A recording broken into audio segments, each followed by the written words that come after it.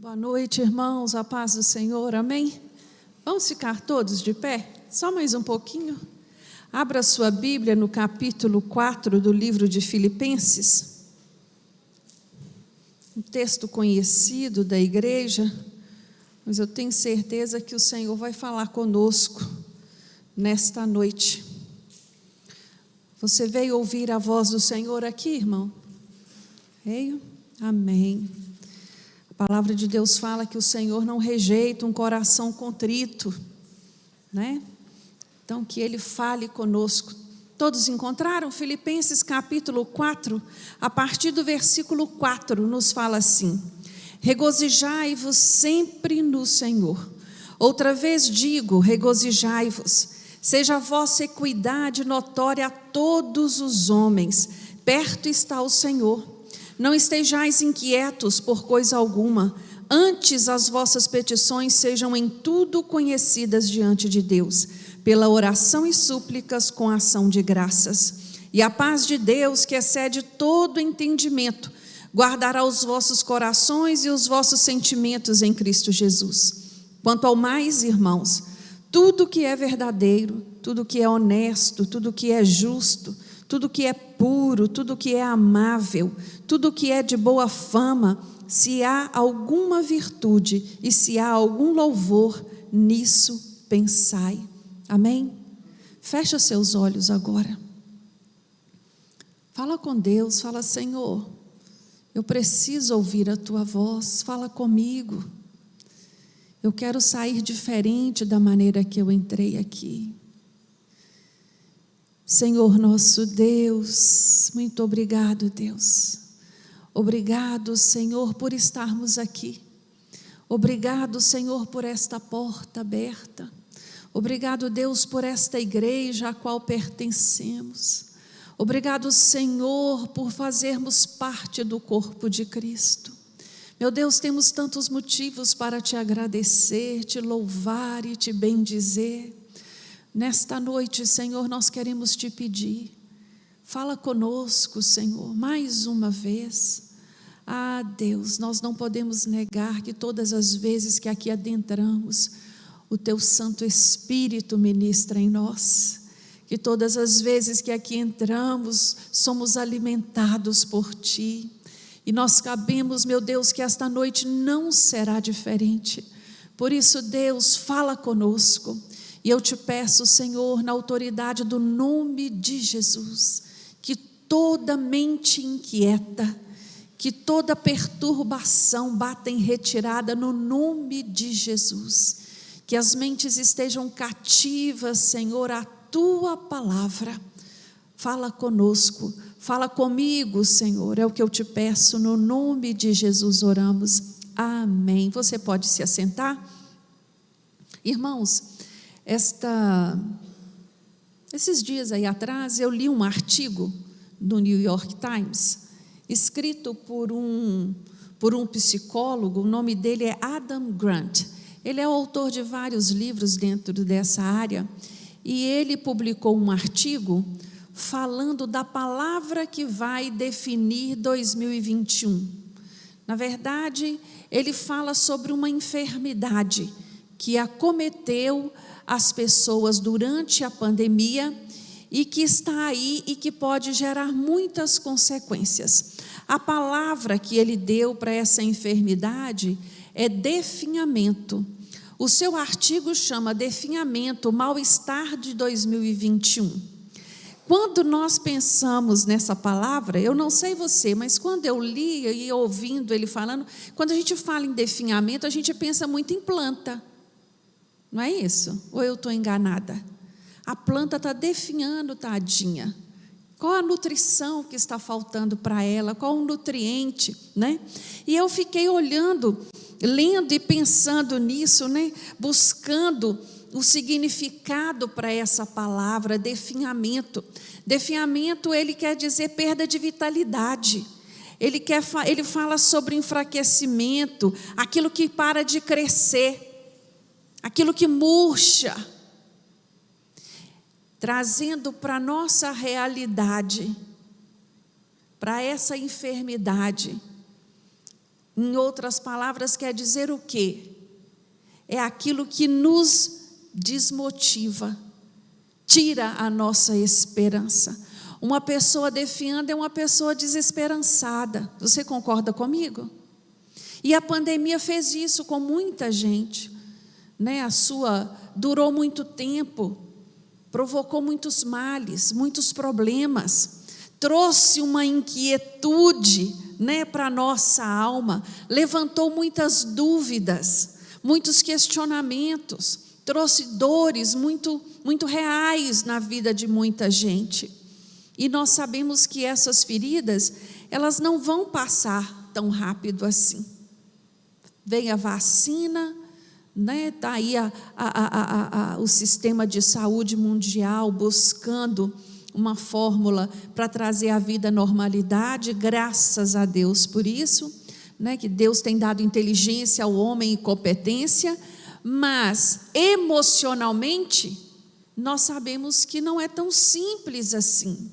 E há uma previsão muito catastrófica nesse artigo a respeito das pessoas que estão sofrendo desta enfermidade, deste definhamento, porque ele não é depressão, não é uma doença mental, mas ele prevê que as pessoas que estão passando por esse momento de estagnação, de desmotivação, de desesperança, vai ser o deprimido daqui a pouco. Então, lendo esse artigo, na hora que eu li esse artigo, me veio o versículo 4 do capítulo 4. Regozijai-vos sempre no Senhor. Irmãos, existe alguma outra maneira de nós sermos felizes se não for em Cristo Jesus? Não, sabe por quê? Porque Ele é a nossa esperança, Ele é a âncora da nossa alma, é Ele que firma os nossos passos. Não quer dizer que não soframos, que não passamos por momentos de inquietude, não quer dizer nada disso. Só que tem um limite.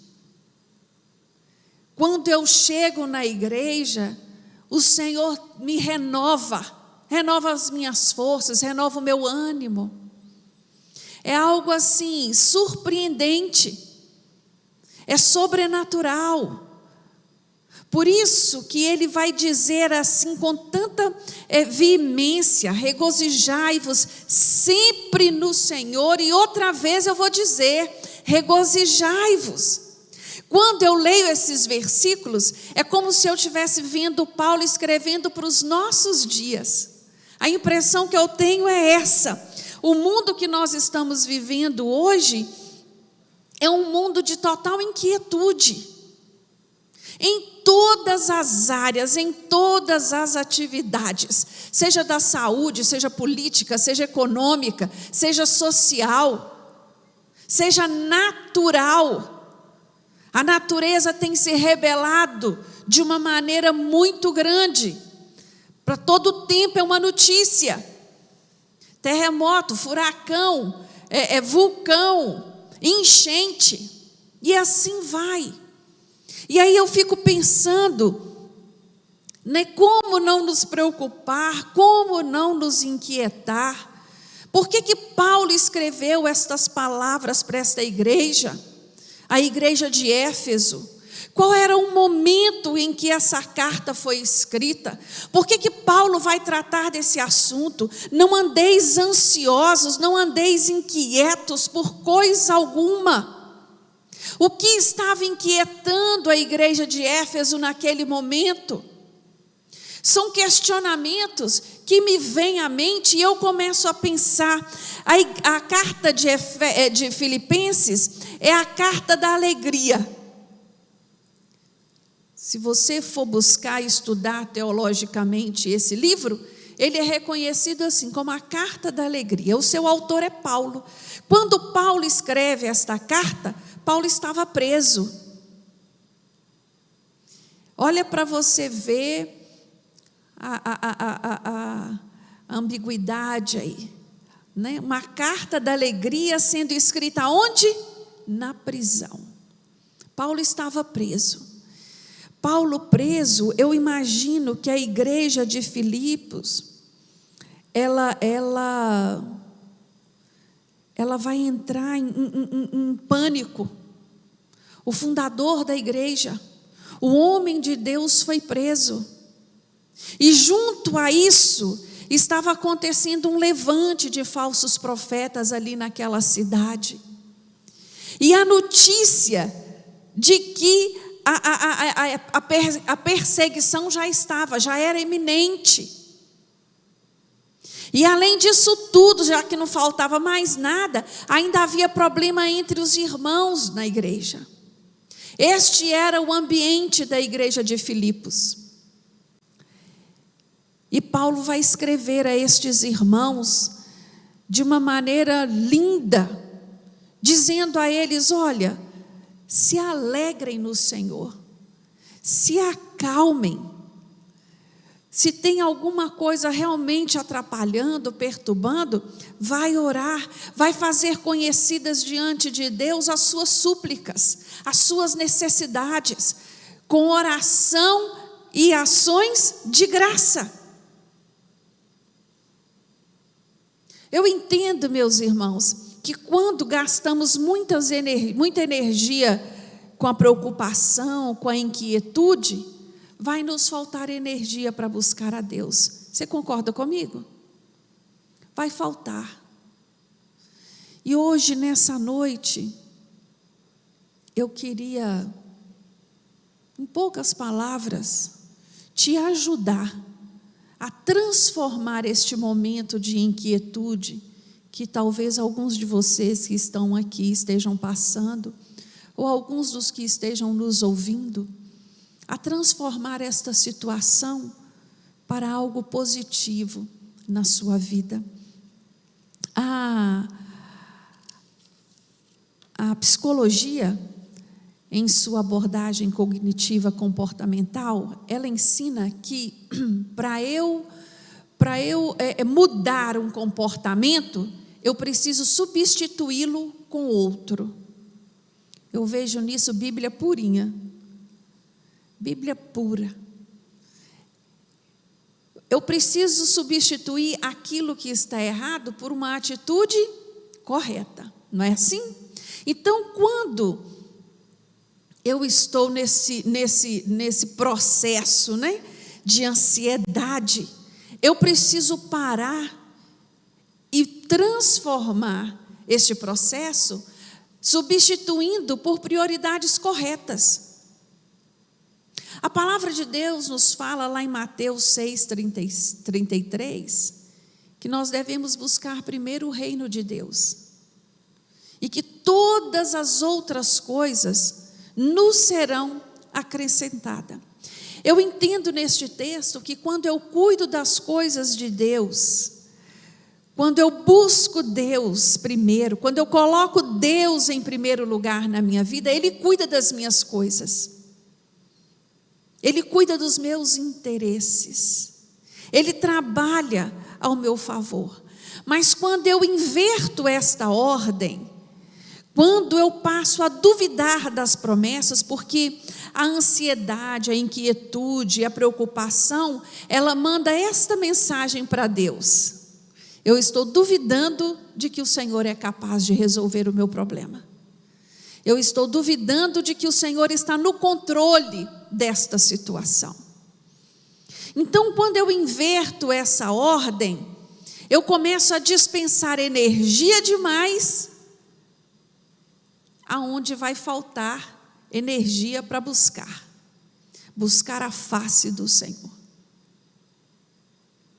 Eu tenho aprendido na minha caminhada cristã que, com força ou sem força, eu vou buscar a Deus, aguentando ou não aguentando, querendo ou não querendo, porque servir a Deus não passa por esse viés das emoções. Hoje eu estou com vontade, amanhã eu não estou.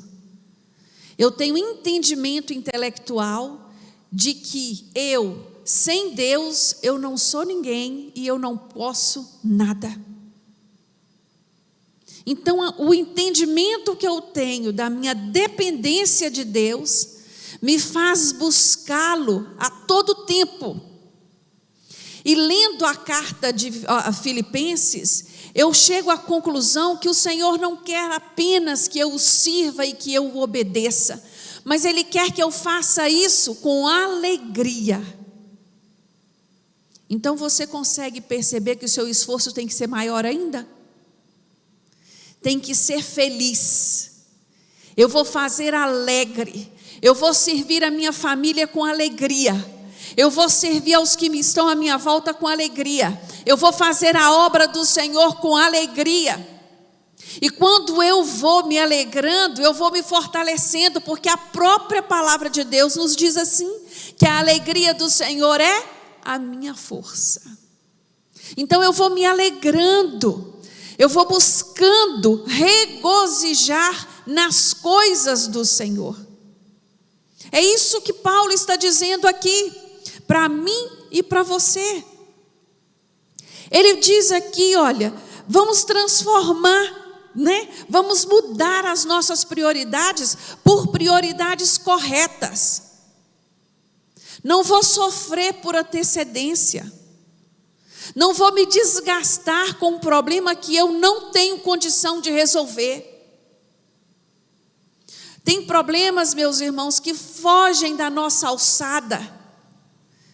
Não importa o tanto que você fique se desgastando, não vai ter solução. É só no joelho. É de milagre. É de milagre que eu preciso, então eu vou buscar quem? O dono do milagre. É disso que Paulo está falando para mim e para você. Pare de desesperar. Está difícil? Apresenta para Deus.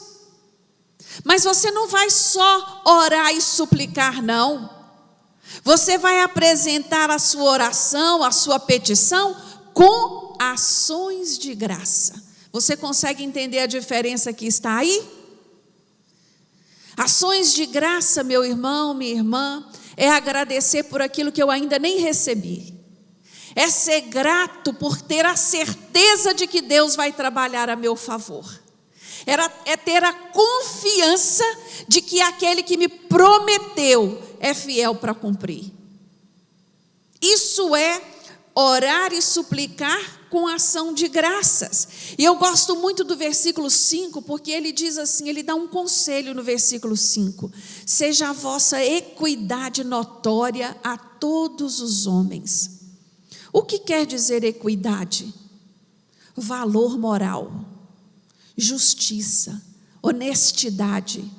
Crente, meu irmão, aquele que levanta a bandeira de crente, ele tem que se desdobrar para ser um homem de caráter, uma mulher de caráter. Uma pessoa correta nas suas ações. Uma pessoa que busque ser justa. Porque nós estamos cercados por testemunhas. O tempo todo nos olhando e querendo saber se nós vamos falhar, se nós vamos errar. Então nós devemos buscar ter esta equidade notória, não por orgulho, não para aparecer para ninguém, não, mas porque o versículo continua, perto está o Senhor, porque o Senhor está perto, o Senhor está comigo, o Senhor está com você, e Ele nos observa, e é por isso que nós buscamos andar corretamente na sua presença. Trocar a minha ansiedade por prioridades corretas é trocar essa preocupação por conceitos racionais. O que é isso? Quando eu vou lá no capítulo 6 de Mateus, Jesus, o capítulo 6 é o capítulo do Sermão da Montanha. Jesus está ali ensinando aos seus discípulos de uma maneira muito racional a respeito de preocupação. Ele fala assim, olha para os lírios do campo, olha para as aves, Olha para o que está à sua volta, olha para as flores. Olha como Deus cuida de cada uma delas. Você é muito mais importante do que estas flores, do que esta vegetação, do que estas aves. Ele, o Pai, não vai cuidar melhor ainda de você? É esse questionamento que Jesus vai levantar ali naquele diálogo. Então, Jesus está dizendo a cada um deles: olha, não tenha dúvida, não tenha dúvidas. Jesus estava preparando o espírito daqueles homens, daquelas mulheres para o que estava por vir. Quando Paulo nos diz aqui, olha, troque essa ansiedade por prioridades corretas, troque a sua preocupação pela esperança. Eu vou te falar, meu irmão, eu nunca vi e ouvi tanta gente desesperançosa como nos dias de hoje. E isso é muito triste. A palavra de Deus nos fala lá no livro de Salmos 25:3: com efeito dos que em ti esperam, ninguém será envergonhado. A nossa esperança firmada no Senhor nunca será envergonhada. Nunca. O salmista vai falar também no Salmo 31: sede fortes e revigore-se o vosso coração, vós todos que esperais no Senhor. Sedes fortes e revigore-se, porque tem lutas que demoram mais tempo. Tem situações que demoram mais, vão exigir mais das suas forças. Então, revigore-se. A esperança, meus irmãos, no sentido bíblico, não é aquele pensamento positivista que acha que tudo no final vai dar certo. Não tem nada a ver com isso. A esperança fundada na Bíblia, que é o ensino que a Bíblia nos traz, é o fundamento sobre o qual nós construímos a nossa vida, que é o próprio Jesus. Ele é a nossa esperança. Ele é a razão da nossa esperança. Por causa dele, todas as nossas expectativas depositadas no Senhor não são frustradas. Ele é o motivo da minha e da sua esperança. Nós somos convidados a trocar nossas inquietudes e as nossas preocupações por uma consciência da presença de Deus. Eu gosto muito de dizer que hoje nós temos tido dificuldades de lembrar quem nós somos verdadeiramente em Cristo Jesus. Nós temos esquecido quem nós somos e temos esquecido quem Deus é na nossa vida. Nós temos duvidado dessas duas verdades. Eu sou filha de Deus, do Todo-Poderoso. Eu fui lavada e comprada pelo sangue de Jesus. Eu tenho meu nome escrito no livro da vida. Eu tenho a certeza no meu coração de que se Jesus me chamar hoje, eu vou encontrar com meu Salvador. Esta certeza eu preciso ter. Essa convicção tem que permear meu coração. Sabe por quê? Porque esta convicção abate o medo. Essa convicção estraçalha as dúvidas. E é quando eu tenho esse entendimento, quando eu troco as minhas preocupações por essa consciência da presença real de Deus na minha vida, minha atitude é outra. Eu gosto muito de um exemplo que a Bíblia traz, lá no livro de Lucas, no capítulo 24, vocês vão se lembrar daqueles 2 discípulos no caminho de Emaús. Jesus tinha morrido, Jesus tinha sido crucificado, o corpo de Jesus tinha desaparecido. E aqueles 2 homens estão indo de volta para Emaús, provavelmente a cidade deles. E ali eles estão conversando e se aproxima um terceiro homem, que o começa a questionar o que havia acontecido. E eles vão relatando. E este homem vai dando a eles entendimento do fato que já havia sido profetizado no Antigo Testamento. Vai orientando, vai conversando. E eles não eram capazes de perceber quem estava com eles. Quando eles chegam em Emaús, esses dois homens o convidam, o constrangem para estar com ele. Não fica conosco, já é tarde. E quando entraram para dentro de casa, quando foram ceiar, na hora que Jesus parte o pão e agradece, é que eles vão reconhecer que Jesus estava com eles durante todo o caminho. Assim muitas vezes é conosco. Nós estamos tão obcecados com o problema, nós estamos tão focados com a dificuldade, que perdemos Jesus de vista. Perdemos o foco que é a nossa esperança. Esquecemos de quem é Deus na nossa vida. Irmãos, é necessário observar mais a nós mesmos. Tem um personagem na Bíblia que eu amo, que você também deve amar, é Davi. Eu não amo Davi pelas suas conquistas, pelo grande rei que ele foi, por tudo aquilo que ele fez. Eu amo Davi porque Davi, ele tinha uma habilidade que era só dele. Davi sabia olhar para si e falar assim: pequei, errei, falhei, estou mal. Davi olhava para si e falava: Senhor, minha alma. Ele conversava consigo mesmo. Como isso é importante. Como falta a nós a capacidade de olhar para nós mesmos, para as nossas debilidades, para as nossas dificuldades, reconhecer uma a uma e conversar conosco. É isso que nós precisamos. E Paulo, ele vai mais além desse texto que nós lemos. Ele diz assim: olha, troca essa preocupação sua, essa inquietude sua, por ação, por atitude. E qual é a atitude que Paulo chama para minha atenção e a sua? Aqui, olha, versículo 8. Quanto ao mais, irmãos, depois de tudo que eu disse, tudo que for verdadeiro, tudo que for honesto, tudo que for justo, que for puro, amável, de boa fama, de boa virtude, de algum louvor, se houver, é nisso que você vai ocupar a sua mente. Mas o noticiário diz que vai tudo parar. Porque as notícias são disso.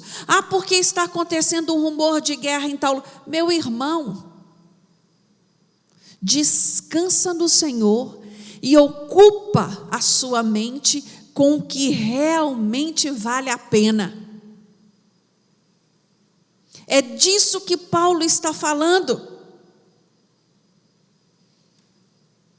E trocar a minha preocupação por ação nem sempre quer dizer que eu tenho uma atitude para tomar, eu tenho uma decisão para fazer. Às vezes a atitude que eu preciso tomar é deixar Deus agir na minha vida. Você está entendendo? Deixar Deus agir. E por último, lendo esse texto, eu entendo que eu preciso trocar a minha preocupação, a minha inquietude, as minhas questões emocionais pela oração. Na oração, irmãos, nós conquistamos intimidade com Deus. Através da oração, nós chegamos no lugar do Santo dos Santos. E ali eu sou cheia da paz que excede todo entendimento. Ali eu sou renovada. Ali eu recebo alívio, ali eu recebo refrigério. Ali a minha carga de estresse é aliviada. É através da oração. É através da oração. A oração, ela traz soluções para a nossa vida. Quantas vezes eu orando ao Senhor por questões não minhas, e o Senhor me trouxe resposta de problemas que eu estava passando e tentando buscar saída. O Senhor, Ele se agrada daquele momento em que nós tiramos para estar com Ele. Naquele momento que nós paramos para falar com Ele. E não é só falar, um momento também para ouvir a sua voz. Às vezes nós estamos tão preocupados em pedir, que não temos tempo, nem condição de ouvir aquilo que Ele tem para falar conosco. Meus irmãos, eu confesso a vocês que eu fico preocupada com essas doenças emocionais, porque elas atingem a nós também, cristãos. Elas atingem a igreja também. Nós não estamos imunes. Por isso é tão necessário que nós venhamos lutar com todas as nossas forças, buscar o renovo do Senhor a cada dia, para que possamos nos alegrar nele, para que nós possamos regozijar na sua presença, regozijar naquilo que estamos fazendo, que a nossa vida não seja um peso, não seja um fardo, e que se por acaso estiver sendo um peso, se por acaso estiver sendo um fardo, vá até Jesus e entregue a Ele o seu fardo, entregue a Ele, troque o seu fardo com Ele. É isso que o Senhor quer fazer por nós, que nesta noite o Senhor venha trazer sobre a sua vida renovo. Anule a inquietude. Eu quero te dizer mais uma vez esta noite, de que se o homem tem dito para você que não é possível, lembre-se que você serve a um Deus que tudo é possível. Se a vida tem dito não para você, Deus hoje está dizendo sim. A palavra de Deus fala para mim e para você que os sonhos dele, os planos dele são muito maiores do que os meus e os seus, para os fins que o nosso coração anseia. Não tenha dúvida dos planos de Deus para a sua vida. Vamos ficar de pé, meu irmão, minha irmã. Lança sobre o Senhor toda a sua ansiedade, toda a sua preocupação. Descansa nele, confia nele. Nos momentos de inquietude, medita no Salmo 37. Descansa nele. É a palavra do Senhor para mim e para você nesta noite, amém? Senhor nosso Deus, nós queremos, meu Deus, apresentar a nossa vida, as nossas petições, as nossas necessidades. Meu Deus, cada um dos teus filhos que aqui se encontram e aqueles também que estão nos ouvindo, estão passando por algum tipo de problema. Alguns estão sendo afligidos arduamente, mas, meu Deus, eu quero que hoje, nesta noite, Ele traga na sua memória aquilo que lhe traz esperança, que Ele possa lembrar, meu Deus, de tudo aquilo que o Senhor fez até aqui pela vida dele. Quantos livramentos, quantos milagres, a provisão, o cuidado, o amor dispensado a cada um de nós. Meu Deus, não nos deixe esquecer quem o Senhor é na nossa vida, e nem nos deixe esquecer quem nós somos em Cristo Jesus. Que nós tenhamos estas convicções bem firmadas na nossa mente e no nosso coração, porque são elas que nos sustentam, são elas que nos mantêm de pé. É a certeza de que o Senhor trabalha ao nosso favor, é a certeza de que no Senhor nós somos mais do que vencedores. Meu Deus, toma, Senhor, a vida de cada um dos teus filhos nas tuas mãos nesta noite. Cuida, Deus, vai adiante, aplana o caminho, traz direção nova, traz paz que vem do alto, traz sabedoria. Ensina, meu Deus, a ouvir mais e falar menos. Ensina, Senhor, a ocupar a mente com aquilo que verdadeiramente é proveitoso. Oh Deus, nos ajuda, Senhor, porque somos falhos e somos dependentes de Ti. Esta é a nossa oração de gratidão a Ti, Senhor, no nome de Jesus. Amém.